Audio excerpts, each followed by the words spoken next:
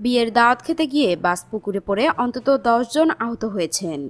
দর্শক, এ বিষয়ে বিস্তারিত থাকছে প্রতিবেদনে। কুড়িগ্রাম সদর উপজেলায় বরপক্ষের বাড়িতে বিয়ের দাওয়াত খেতে গিয়ে যাত্রীবাহী বাস নিয়ন্ত্রণ হারিয়ে পুকুরে পড়ে শিশুসহ অন্তত ১০ যাত্রী আহত হয়েছেন। শনিবার রাতে সদরের ভোগডাঙ্গা ইউনিয়নের ভাংরির বাজার এলাকায় এ ঘটনা ঘটে।